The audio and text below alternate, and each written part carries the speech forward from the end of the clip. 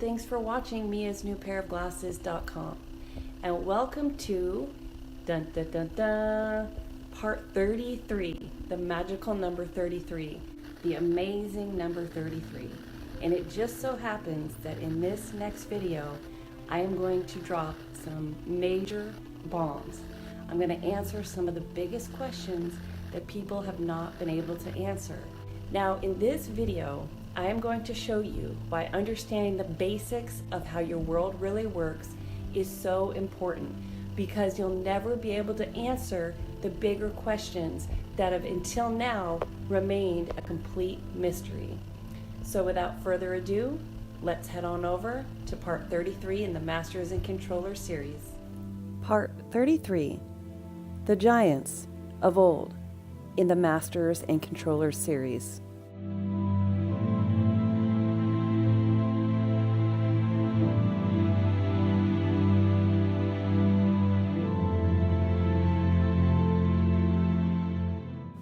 Well, a good place to start for this topic is at the beginning.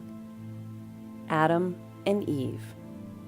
The first people on this plane were of a size that you cannot comprehend.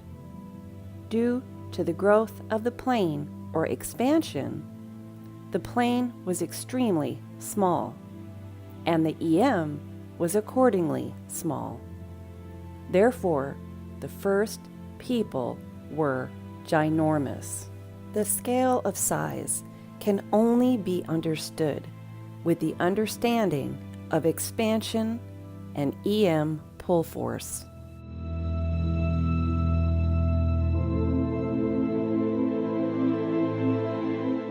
So let's start with Eve. What is in a name? Everything. They have given you a clue of where Eve's resting place is. Eve and her resting place. Eve plus rest. Have you figured it out yet? Eve rest, or also known as Mount Eve rest or Mount Everest. Yes, this is the scale of the original inhabitants of this plane.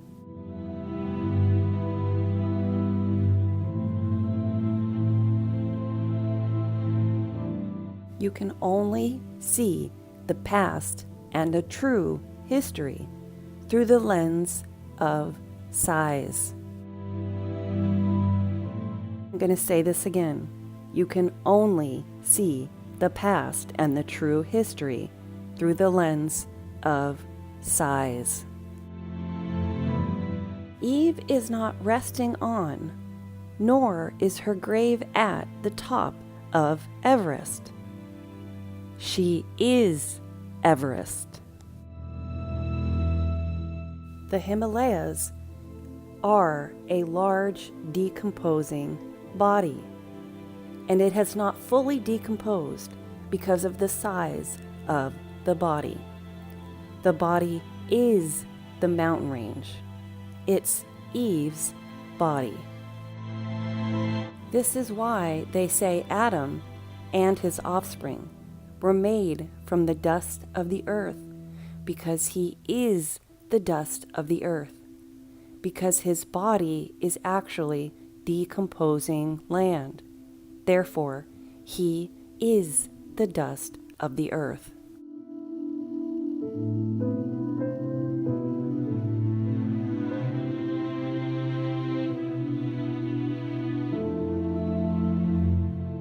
Remember what Brian said in his Moon series. Everything is life, either living or deceased.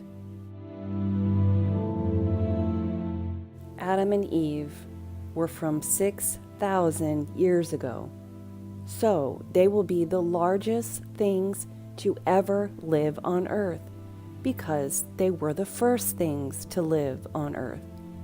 Every subsequent EMCO that happened, those generations got smaller and smaller to the point that human beings are now.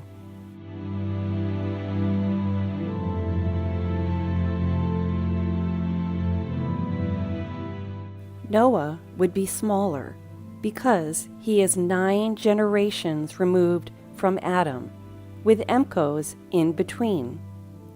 To find evidence of Noah, you would have to look for the large scale size of his boat. 300 cubits to him would not be 300 cubits to us. Why has no one found Noah's Ark?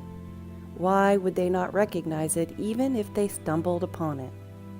Because they are looking for the wrong size. To find the Ark, you would have to look for evidence of a boat the size of a mountain range. After all, Noah lived around 5,000 years ago.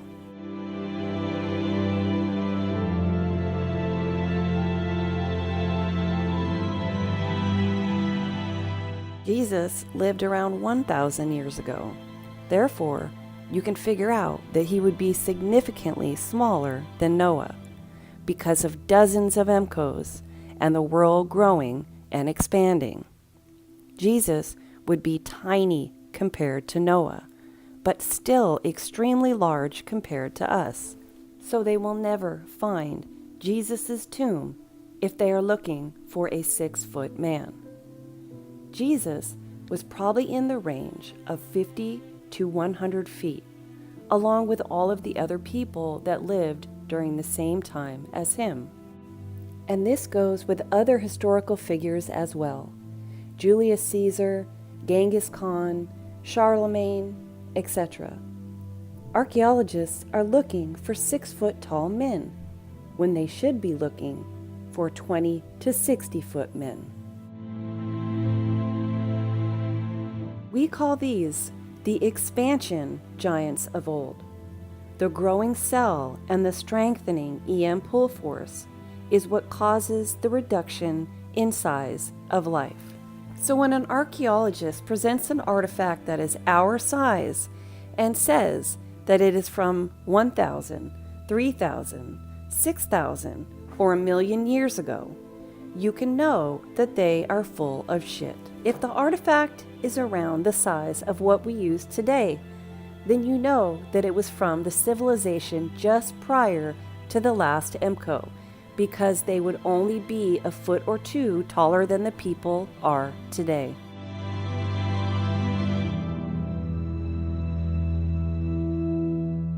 To understand how expansion in EM pull force has affected size on this plane, I will use some graphs to explain. If you were to look at an exponential growth chart, it would need to be flipped in the opposite direction so that size decreases exponentially. So the best example to use is a half-life chart. When the plane was smaller, each subsequent Emko had a more drastic effect on size. But as life on Earth got smaller and smaller, the size difference became less and less. We call this half growth. As things get smaller, you tend to level out more on size difference. So where we are now with size, we would be here, where the graph line starts to flatten out. So the changes are less now than they were when things were bigger.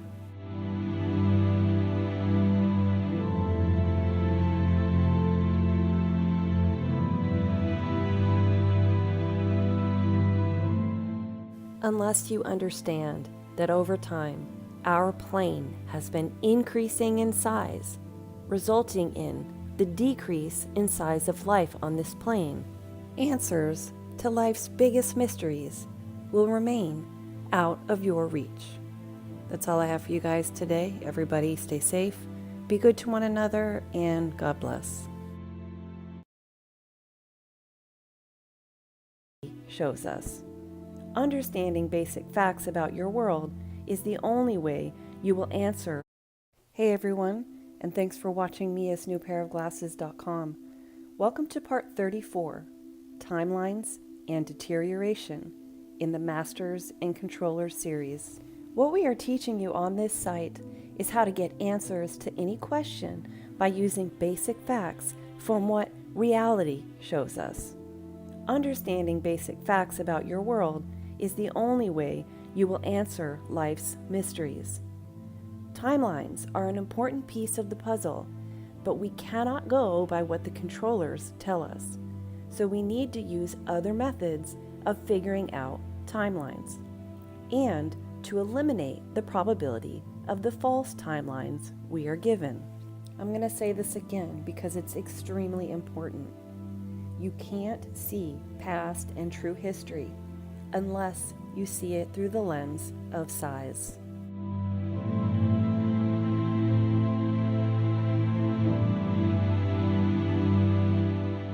They tell us that the Colosseum in Rome, Italy, is circa 70 to 80 AD, which means 1,951 years old.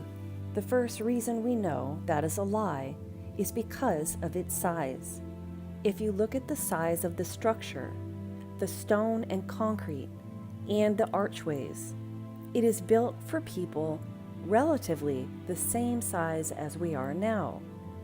So you know that it was from the civilization prior to the last EMCO, at most 2 civilizations ago. But there are other reasons we can know that buildings like the Colosseum are not that old. And that clue is deterioration. Deterioration is basically defined as a gradual decline, as in quality, serviceability, or vigor. Nothing lasts forever. In fact, materials don't last long at all. This is an important fact to know to prove that the controllers' timelines are complete nonsense.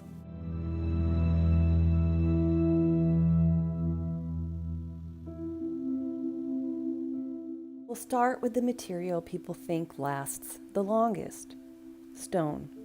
Think stone lasts forever? Nope. Under normal circumstances, during intervals between the massive destruction that happens from EMCOs, various natural factors such as water, temperature changes like heat and cold, frost, wind, sunlight, and chemicals, and natural decomposition, all stones deteriorate with time. For some examples, we'll look at the body of the Sphinx, not the head, because we know the head has been redone.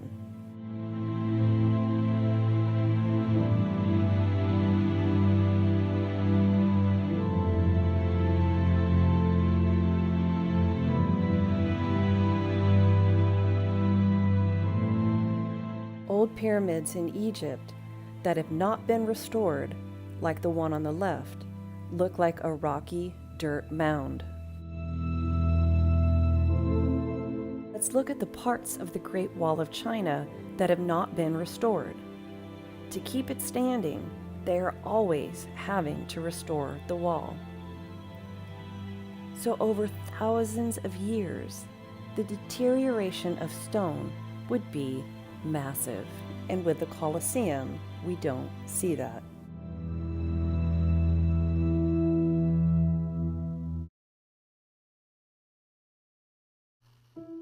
How long does a house last before it starts to deteriorate due to the natural elements? About the length of your mortgage. Just a little joke I put in there. But for example, have you ever seen a house after 40 years without renovations? 60 years? 100 years? How much restoration has to be done to keep a house standing and looking fresh? A lot. That is because natural factors cause wood, concrete, and brick to deteriorate over time. You have to factor in size and the reality of the rate of deterioration to get an accurate timeline for these structures.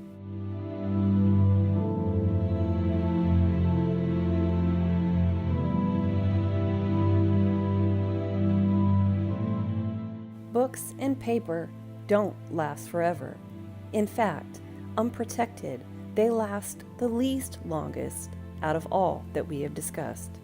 Ever try and keep a piece of paper for a long period of time and see what happens to it? Unless you use complicated technical measures to protect paper and ink, the paper will fall apart and the ink will fade or flake off quickly. Even with high-tech methods to protect paper, it does not completely prevent deterioration. It just slows it down. No matter what the paper is made from, either the parchment paper made from animal skin, as was used for the Declaration of Independence, or from paper made of trees. Some of the main threats to paper and ink are the chemical corrosiveness of air, humidity, and light.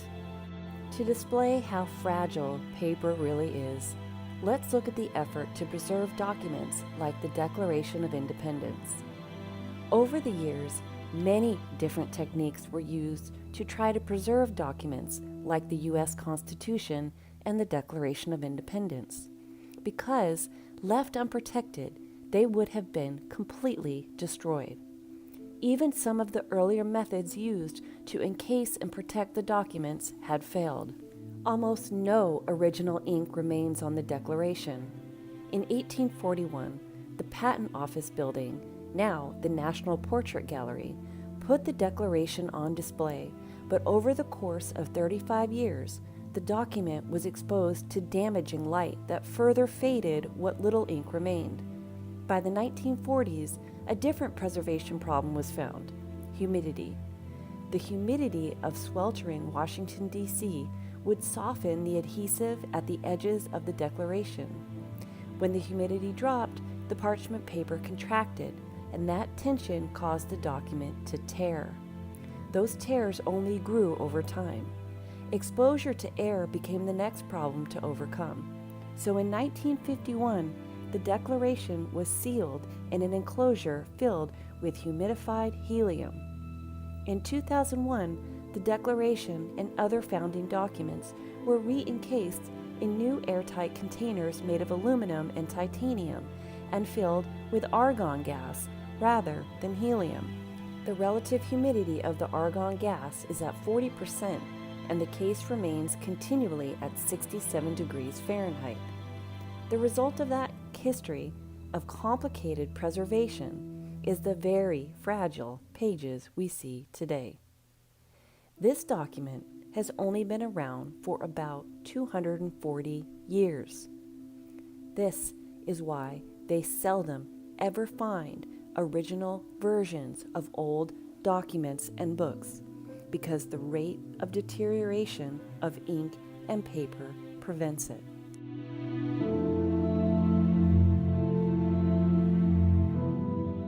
Scholars estimate most of the scrolls are 2,000 years old.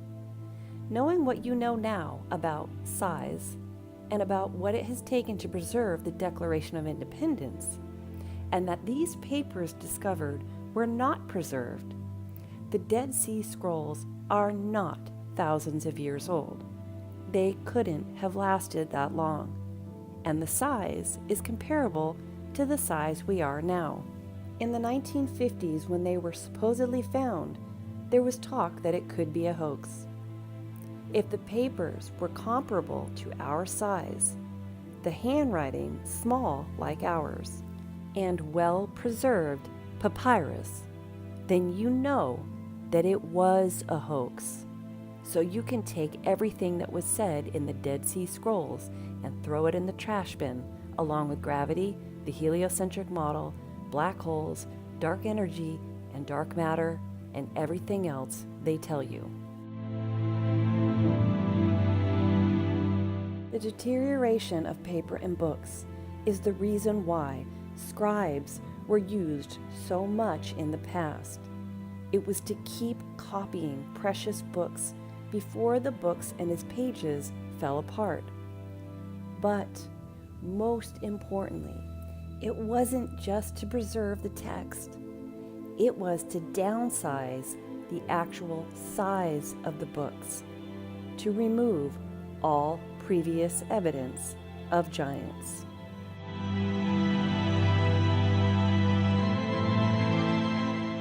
To hide the size of the books, scribes copied the text into smaller books to hide the evidence of the previous size of man. The size of the books were bigger because people were bigger. Let's take a look at the Devil's Bible. If you want an example of a book they must have forgot and didn't downsize, the Devil's Bible is a great example. This book was supposedly from the 13th century. What we can know about this one is that it is much larger, and it must have been written before the last EMCO. And another note to make about these books is that it's not just the size of the book. The size of the text is much larger. So here we have supposedly a 14th century old book. This book is said to be 300 years old.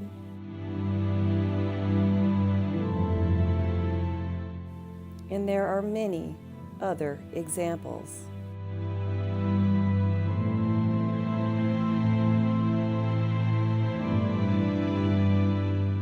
No one has ever found the original Bible, and they never will. First, because it would not have lasted that long. Second, is because they would be looking for the wrong size. The original size of the Bible was probably the size of a house. The authenticity of the Bible now goes to the accuracy and integrity of the scribes that transcribed the text. So in the biblical timeline of 6,000 years, you are dealing with dozens and dozens of EMCOs where the book was downsized and copied. So let's hope that the Word of God was not changed in those dozens of new editions that had to be made.